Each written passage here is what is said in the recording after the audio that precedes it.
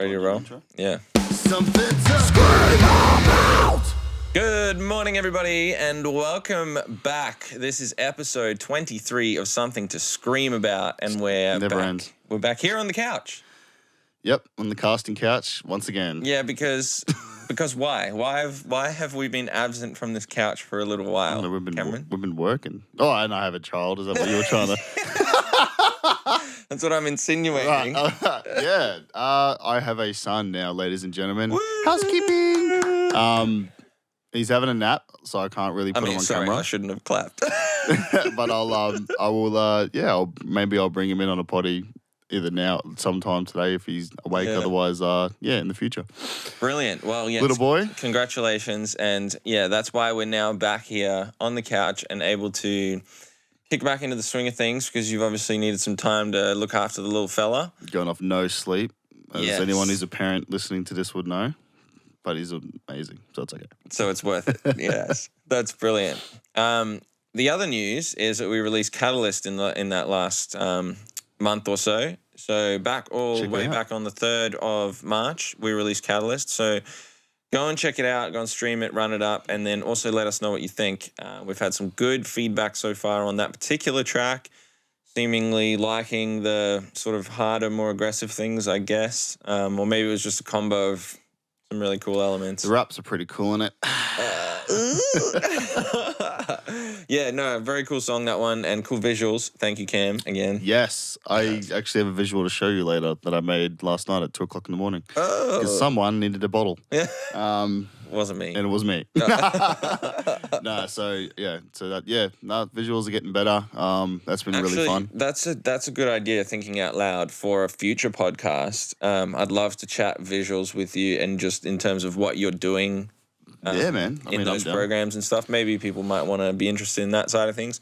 But anyway, moving right along, we also had somebody reach out, Jeremy, actually, who listens to the podcast. J-Dog. I feel very weird saying a fan. Like, I feel very like one of our fans, or one of our... Yeah, it's like... somebody supporting who are we? What like, we do. Who cares who we are? It's very douchey. It's too just like...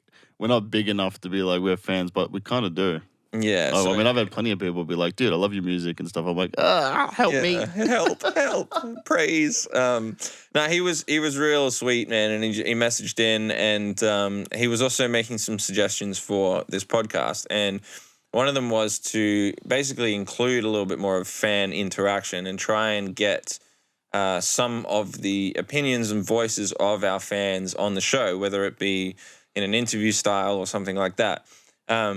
The only issue that I saw with having actual like fans on the podcast is that, you know, once you sort of let somebody on, or once you sort of invite one person to talk, then it's like, you know, we kind of open the door to everybody else. And I want to strictly try and keep this time as much as we can to hearing from people that are going to benefit as much as possible those like us who are wanting to try and work our way up. Learn more in the industry and stuff. Learn, yeah. But what would be awesome would be having like exactly the same idea, but you just send in like a voice memo or a voice audio question, and then you can speak to us directly like through a voice message, and we'll play it on air or on the podcast. It's not live, but play it on the potty, and then we can answer whatever questions you guys have. And that'd be sweet. And you can even send multiple, send like up to maybe 3 or something, and we can answer 3. That'd be pretty cool. I think that's slightly better way of doing it, because obviously then we can really hear about some of the things in a short form of what everybody's thinking that's listening to it, because we want to hear what your opinions are and how you feel about stuff and what questions you do have.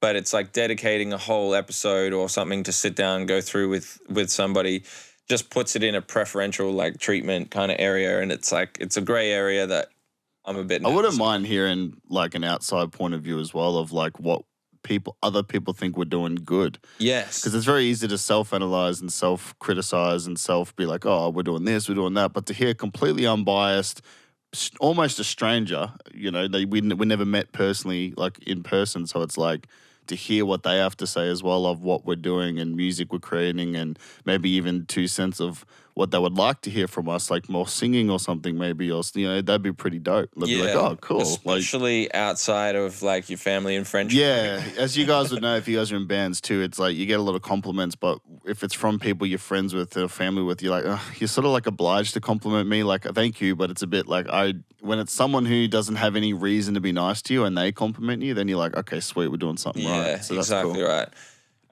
That's pretty cool. So that's kind of where we're thinking with that. Maybe for next episode, then, if Jeremy or anybody else has some sort of question and you want to record it, record yourself.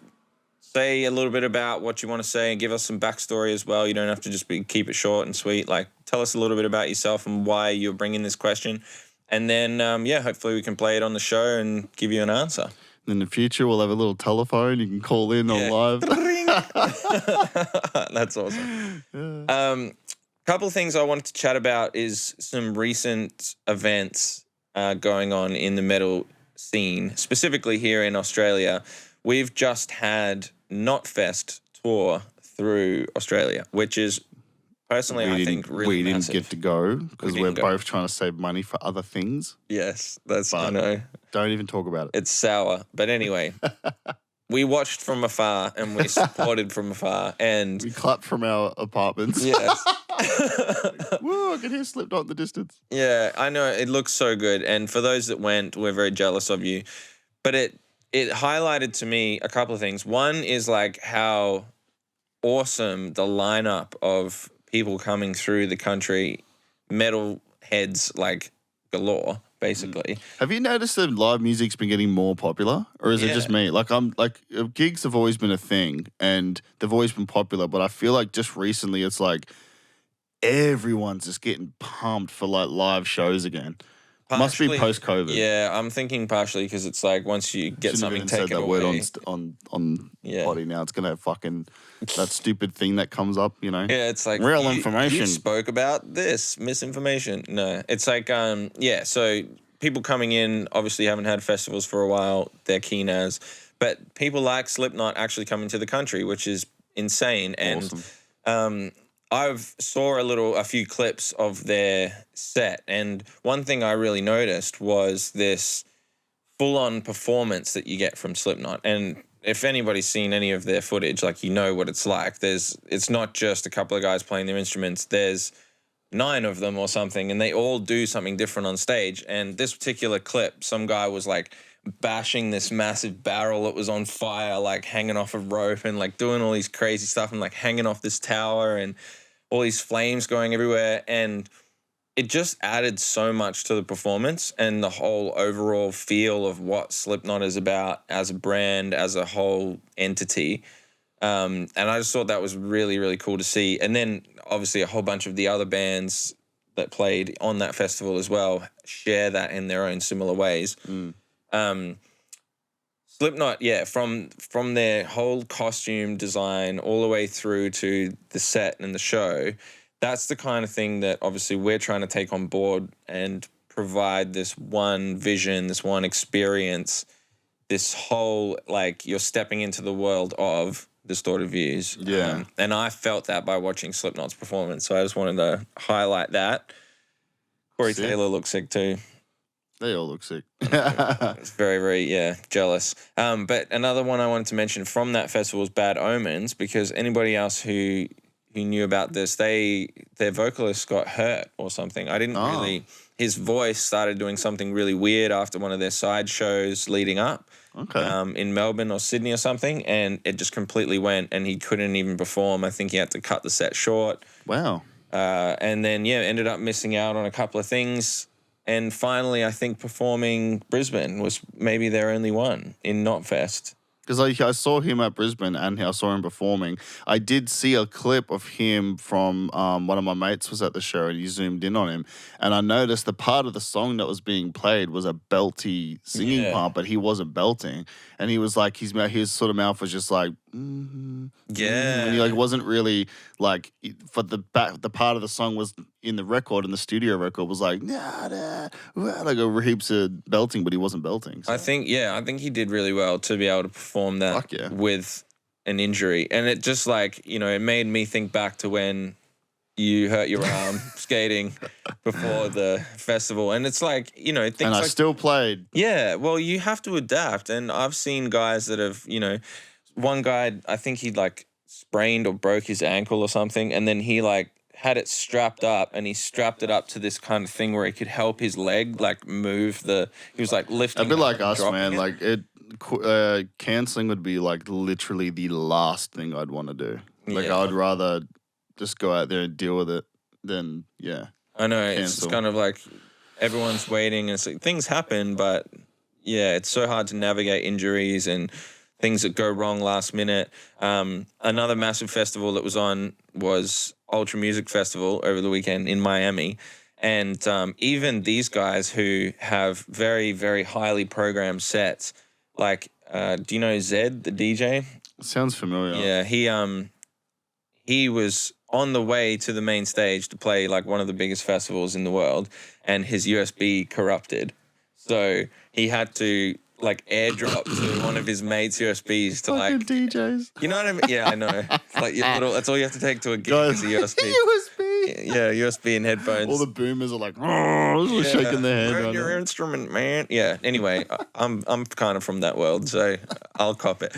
But yeah, I was like, whoa, you know, like it's just that simple. A USB. As if you wouldn't have like 10 fucking USBs with your exact That's set. exactly what I thought. I was like, surely these guys have 3 versions of their set for Ultra in case one of them stuffs up. And it's like what we were talking about with how your backing tracks and stuff run in parallel so that if one drops out, one laptop stuffs up or whatever. Or if we start playing gigs again, I'm gonna bring my well, it's over there behind the camera, but the kit for the guitar with an extra pair of strings. So if I'm warming up and I snap a string for whatever reason, probably would never happen. But if I got some Ernie balls there like ready to go. Spare sticks or I was going to ask you that when you play drums, I've never noticed. Do you have a spare 2 sticks on the side in case you drop a stick? Yes, I haven't been for rehearsal, but I used to for all the shows. I'd have on my snare drum, there's like a stick bag that's on the front, right between your legs. Right. So if you accidentally drop one or throw it,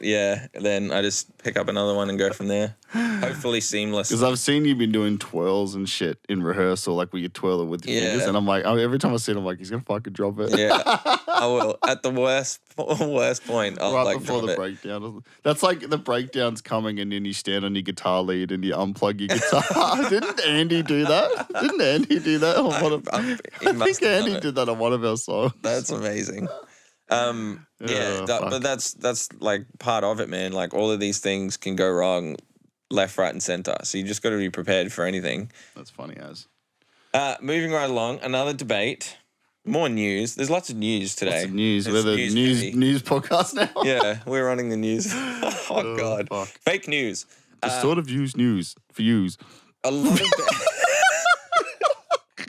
What? We don't have a clue. We don't have a clues. Okay. People have been talking about merch cuts. Yeah, big bands too, bro. Not just like all the us underground. Yeah, not like us real bands that actually play. This is a cool one, dude. So this is like most people are in agreement, but there's some people that aren't in agreement, which is quite interesting. I'm a little bit on the fence in regards to just being a business like mindset. I can understand what they're doing, the companies are doing. Let's I just think explain it for a second. I just For think they're people taking that the don't piss. know. What? I just think they're taking the piss. But yes, you're right. I should probably explain what the fuck we're talking about before I go in. Yeah, they are taking the piss. Basically, venues are telling bands that they need to take a whopping percentage of the cut just for hosting their merch at venues. Yes. So then if they want it, like if you're a band, you're playing a show at a venue, you want to sell your merch in that venue, the venue says, we will take 25%. Sometimes it's ridiculous, like 50 to 75 I've seen on like official, you've got that, I don't know where you found it, that the merch cut thing. You know, the merch cut, the merch cut PDF file thing of all the things in Australia, and I nearly freaking named some places. And I won't say their names, but some venues that big people play at. And some of the merch cuts were just ridiculous. You're like, dude, like especially when, if anyone's listening's done merch yourself for your own band, you're like, dude, it's like the margins are thin, bro. And because you don't want to charge your customers or your fans too much money because you want them to be able to have the shirts, right? You don't want to have to charge them $60 a freaking shirt or $50 a shirt, But once you go through all of these companies to get whoever you wholesale through, or you might just go to somewhere in Brisbane or whatever. You're looking at freaking $30-$40 a shirt as is. So you're just like, damn. You're just like, you pretty much, the margins are thin already. So if you want to take majority of the merch cuts, it's like you're pretty much almost losing money, I would say, at that point. Yeah, and the way the calculation works out is that venues actually earn just as much, if not more, than the band does. Because, for example, one example I saw, I'm happy to name drop because he put it out there, was Craig Reynolds from Straight From The Path said they spent $4,000 getting T-shirts made, and they spent $2,000 getting T-shirts made, of which they made $4,000 from selling them. And then the merch cut was like $1,500 or something merch cut stupid. was 25% of the gross total. So if you're earning $4,000, the venue takes a quarter of that, $1,000. Then you're left with $3,000, and you paid $2,000 of that for the shirts. You're left with $1,000, which is the same as what the venue just got. Yeah, so you just went Harveys with them. Even though they took 25%, you technically got 50. And then with fees on top of that for other things for the venue probably earns Plus more. the hours of time it takes to research and network and email and, send invoices through and collect the stock and hold the stock. And there's all this other stuff it's your manpower and man hours and stuff too that goes into it behind the scenes as well. So I think, I'm not necessarily against them taking a cut depending on the scenario. So let's say look, if you pay them to hire their venue, then you should be able to sell merch during the hours of your set. If you stay after your set for an X period amount of time where it goes past what you've paid for, because I've rented venues out before. I don't know how it works in the metal world, but I've done it in hip hop. You pay for a certain amount of hours for the club or the stage and the PA and the fucking sound engineer or whatever. Like you pay for a certain time, and then after that, it clocks off. So like midnight or 1 a.m. or something. So I don't know. If you've paid, in my opinion, like if you've paid for your money down to hire at the venue, then you should be able to sell merch there. That's it, with no cuts. Like you paid them for the fucking venue. You paid them to use the venue during these hours.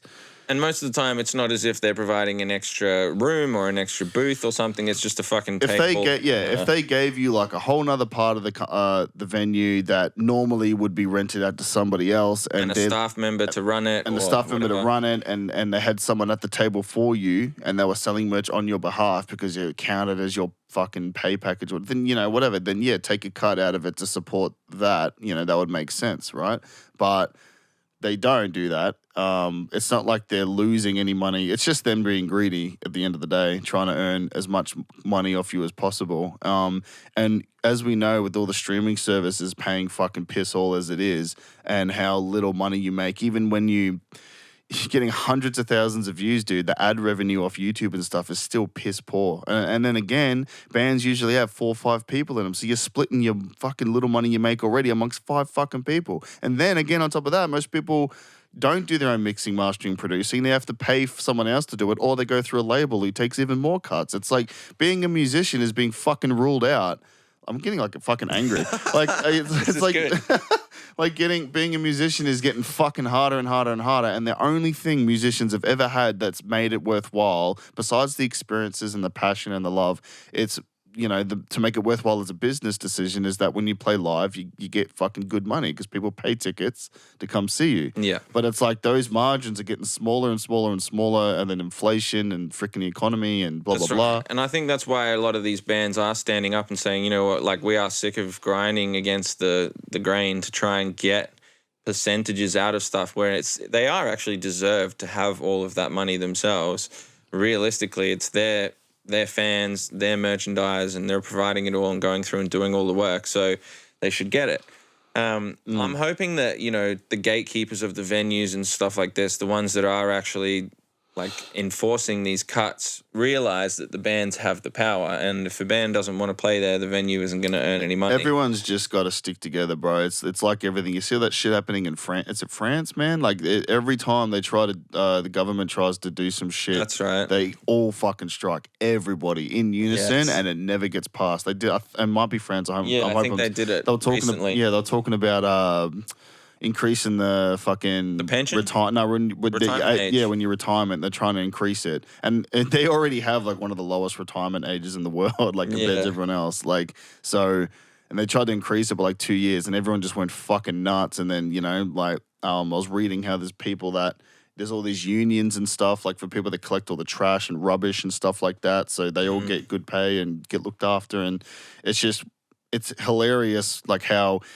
When you actually band together, you are unstoppable and you'll get what you want, right? Make change. That's why they push this bullshit propaganda agenda and they put it in little kids' heads. I'm not going to name anything on the potty, but certain ideas into little children, and they keep us fighting each other. Where it's vax, no vax, political left, political right, fucking this. They want us fighting so we're not together because at the end of the day, we should be able to disagree on a bunch of things and still be friends and have a beer and hang out. And we've had band members come and try out for us and we disagreed on like one thing and they've just acted like it's the end of the fucking world, and then they've pissed off and we've just been like, what the fuck? Like, there's so many different things that happen where you can totally tell the overall thing, but the overall message of what I'm trying to say is that if you just band together and put your whatever views aside, it's like, you can get what you want, man. You don't have to be controlled like fucking sheep or chicken in a fucking farm, you know? Yeah, the details like really don't matter. You just got to kind of put your heads together and just go like, look, we actually believe in the same sort of thing. Like we want the same thing in the end. And then when it relates to this merch cuts, it's like all these bands just have to do is just say, look, no, we're not going to do it. We ain't playing you, bro. Fuck yeah. We'll do a pop-up store all together, or we're not playing here, or like whatever it is. Oh, it'll be a hole in the market, and someone else will come along and be like, oh, sweet, I'll only take 1%. Yeah. And then you can come over here and you can like sell your merch here and I'll let you stay as long as you want or as long as you're set. Exactly. And people will be like, oh, cool. All right, guys, we're playing at blah, blah venue, and just 100 meters down the road, if you come here, you'll be able to buy all our merch. And people can walk 100 meters. That's not far. And people go, okay, and they'll just all walk there. Yeah. Like someone will always fill the shoes or fill the blank, right? So, and like I said, I'm all good for venues to take cuts depending on the scenario, right? But just don't take the piss. Yeah. It's 25, 50%. Like, dude, take 5, not even less than 5%, if that. Yeah. Like, and you're still making money. You can't complain. You've made your money for the venue hire fee, and you've made all the drinks and alcohol you've sold on the bar. Like, what more do you want, man? Bloody hell. Yeah, that's definitely how I feel about it. So we'll let anybody else look into that and basically, stick with us. I just had a little idea. So just to bounce off the question thing we were talking about before, if anyone listens to a podcast, because they're not live and you can't comment live, you should feel free to send us a message on Facebook or through our email, through our band website, through the contact us, because that goes straight to our email. Feel free to send us a message commenting on things that we've talked about in a previous podcast and throw in your 2 cents. And then in a future podcast, we can like relay them and be like, oh, so on the last podcast, me and Jordan talked about merch cuts and, Johnny's blah, blah, blah had this to say about it. And I don't know, I think that'd be a cool way to get you guys engaged more. Because we're all about that community engagement. We don't just want to be a blah, blah, blah, blah, blah. See you next episode. Like, I want you guys commenting and then we comment on what you say. And it's like this back and forth over the internet. And it's almost like we're all, thousands of us hopefully listening to this podcast in the future are all having this big open conversation. That'd be really cool. We're just trying to do shit differently. So I just thought I'd totally throw that agree. in. I love that idea. That's great. Let's move on to this little segment that I want to do, which I thought would just be interesting just because it gets our perspective on a couple of things, and then it also asks a few questions that we wouldn't normally might think to ask or be asked, right? So I heard this on the Drum with Mike and Eddie podcast that I listen to, and they do this based around drums. They just type it into Google and come up with what people are asking about this specific topic, and it spits out a few questions. Now, I typed in metal band into Google, and it's given us a host of questions. Okay. And I want to just pick a couple just for this episode to talk about and just see what perspective we can come up with and then find out the answer when we actually click on what they've got on Google, right? So the first one I want to ask is, what defines a metal band? What defines a metal band? Like, if you say I'm in a metal band and then someone goes, "What's that?" Yeah. You say, "Well, we do this. There's no jazz flute." Probably the first two things would be like distortion, like sounds that would be classified as like heavy, and vocals that are also distorted and raspy, and In your maybe face. maybe in like a heavy. I don't want to say the word angry, but if you weren't a metalhead, you'd probably describe it as Consider angry. Angry, yeah. Yeah, and angry and Aggressive. like aggressive, in your face, loud, sort of intense music. That's a really guess. difficult one because it's like You can't really talk about rhythms and shit because there's so many different rhythms that you utilize. It's there not like are, there's within the different It's genres. not like reggae where you're like, oh, it's always these chords that are on a loop. It's always on an offbeat. Yeah. Like it's sort of like here, I'll read it to you. It says, heavy metal is traditionally characterized by loud, distorted guitars, emphatic rhythms. There you go. the fuck is an emphatic rhythm? Well, clearly you don't write any. No. Dense bass and drum sounds, and then vigorous vocals. So vigorous. Yeah, I got pretty close. Heavy metal subgenres variously emphasize, alter, or omit one or more of these attributes. So we're pretty. Distorted pretty Views on the does thing. them all, baby. Yeah, we do them all. What even is a genre? What even? Yeah, that's the next question. No, it isn't. The next question is, who is the most popular metal band? Who is Ever? or was ever, in your opinion? God. I don't fucking know because there's like, is rock considered metal too? Because like there's so many bands where people are like, oh, it's metal, and I'm like, that's fucking rock, bro. That's like rock. That's not. So this is not AC/DC, Led Zeppelin. This is not that. That's What rock. about like Aerosmith and shit? Like, Nah, I would say along the lines of Metallica and like heavier. Probably would be Metallica. Like they billions of views on their fucking songs. Sold out state. I actually know the answer because I clicked on this before, but It's Metallica. it's not. It can't be. Hang on. Slipknot. What? Slipknot's I mean, Slipknot's huge, Okay, but this is a top 10. Megadeth's pretty big. Slipknot, Cannibal Corpse, Megadeth, Metallica's there. Judas Priest, Iron Maiden, Black Halloween, Sabbath, Metallica. Yeah. Yeah, no, I'd agree with all that.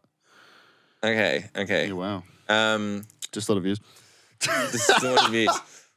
What is the heaviest song ever? Shut the fuck up, cunt. Yeah, there's so many. That's the worst There's question. way too many. Like, Okay, let's find out actually what it is. Hunting and Gathering was named the heaviest song ever by absolute maniacal madman Jason Ellis. So, delicious. yeah. See, that one's interesting. What about this one? Who has the deepest voice in heavy metal? Fucking me, mate. Yeah, it's me. You bloody Jose. me. That was deep. I need to don't get a know, deep man. voice. It's ridiculous. Corey Taylor, He has a pretty low voice, yeah. James Hetfield. No. Ollie Sykes. Elisa. Corey Taylor. Hi, guys. He's not even on there. No, not even close. George Corpse Grinder Fisher. 10 stupidly deep screamers in extreme metal. I don't know that. This is the... Wait. I found... Oh, okay. Wow, there's so many great questions. What do you wear to a metal band?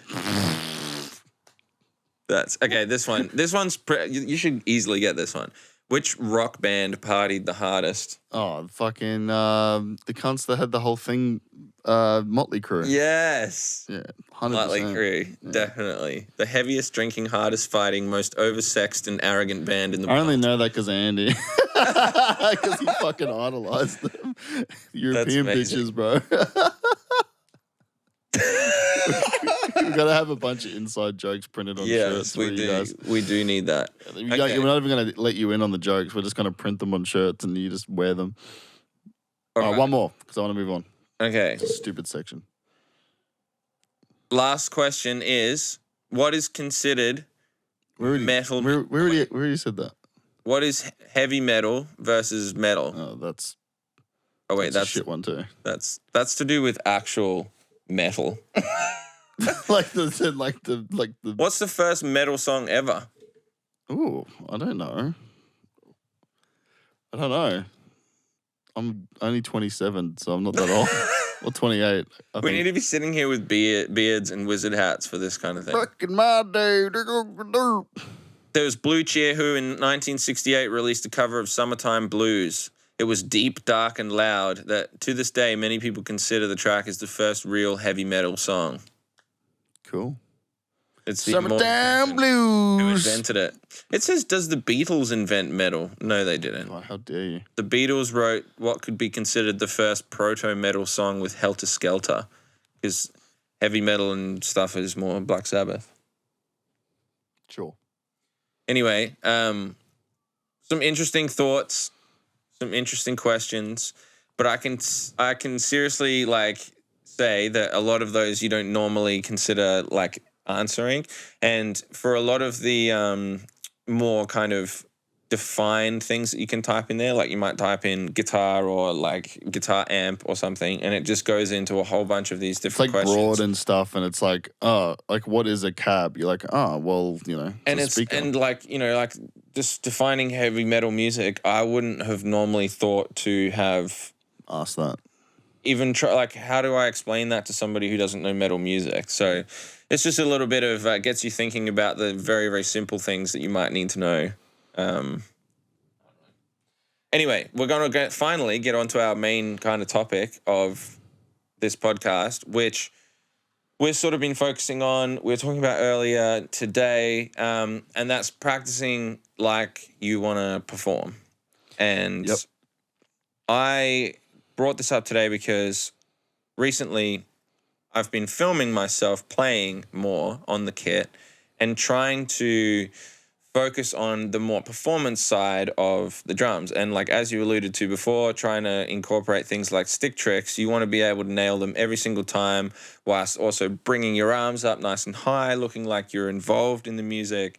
You're performing it not only to a high standard musically, rhythmically, but also trying to translate the energy of the song in your performance and look like you're enjoying it.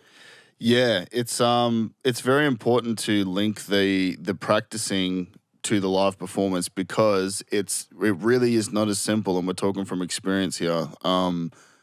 If you practice all the time and you're like, oh, I'm always practicing, I'm always rehearsing, I've got it down, but if you're playing guitar and you're seated, right? Yeah. You might nail the song every time, but you stand up and have the guitar locked into your shoulders and you're walking around, you try moving around and headbanging while you play, all of a sudden you're really sloppy. All of a sudden your hands muscle memory isn't going to the right spot. You're playing the song, but it's just 10, 20% more sloppy and you're like, oh crap.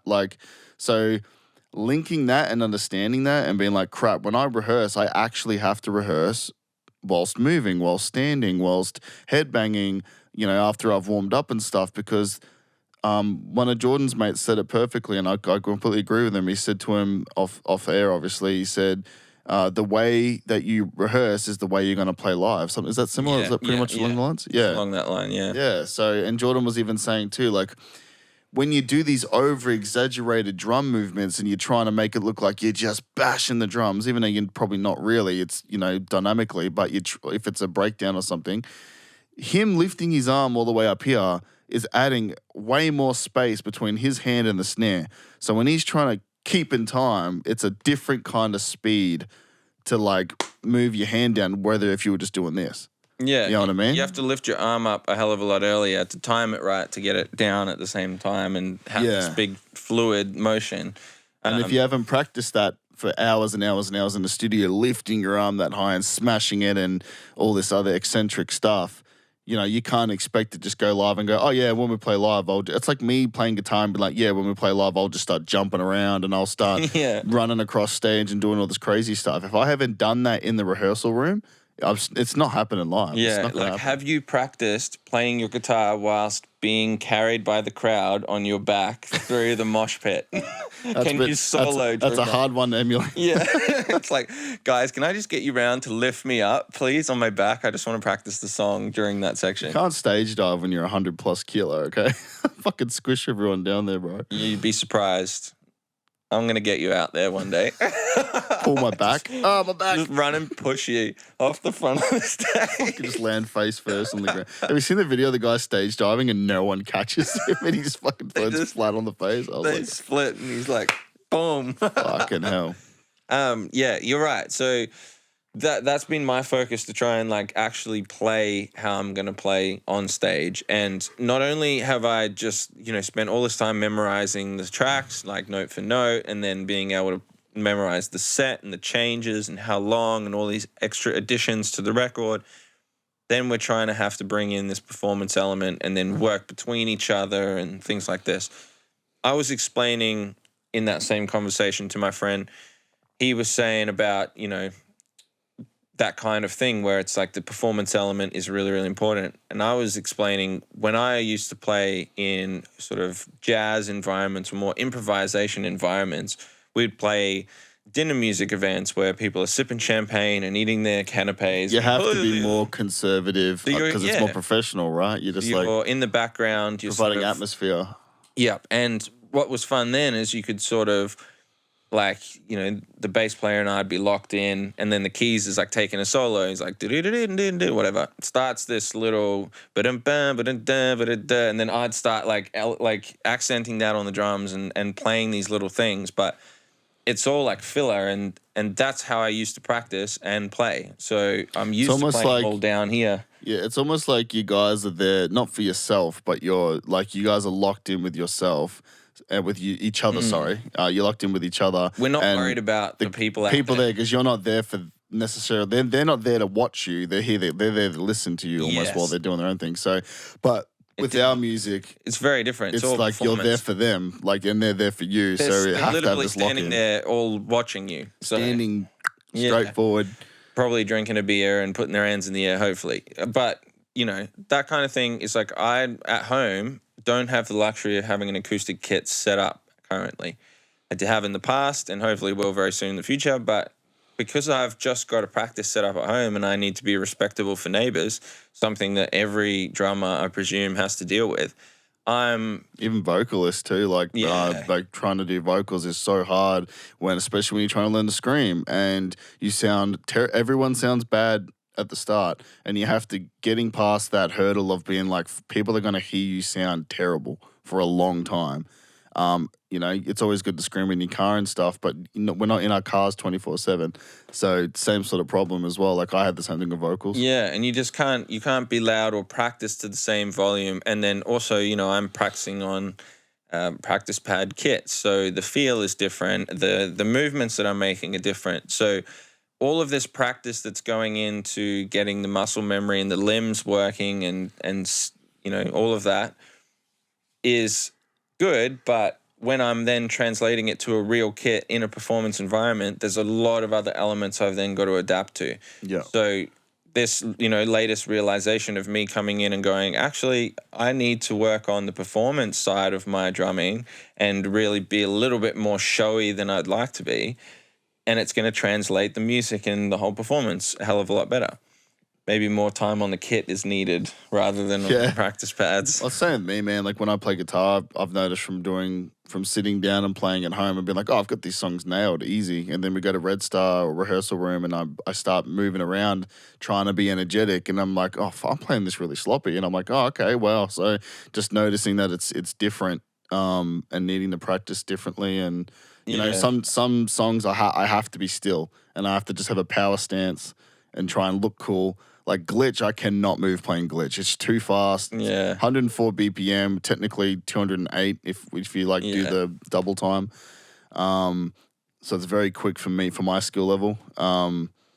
So I can play it, but I have to stand still and be like, I can't like move around while I'm doing that shit. So that's right. And then sort of, we often choose the rehearsal room where we can have the stage and we sort of like we've said before, you pretend one wall is out to the crowd and you play as if that is the crowd, and putting yourself in that mindset and that Filming adrenaline yourself. and filming yourself, pumping yourself up, you kind of are emulating as much as you can that on-stage feeling, so that when you do get to the time of being on stage, you're not going to feel like the adrenaline's like going too much and you can't remember your parts, or you just overplay. The more you can simulate that real environment in a safe environment where it's okay to fuck up, it's the best thing you can do. You forget the lyrics in rehearsal, awesome. You didn't do it on stage. You fumbled the sticks because you tried a new trick and you didn't have it down yet. Cool, you did it at rehearsal. You know, I dropped my pick because I was trying to jump while playing guitar or something.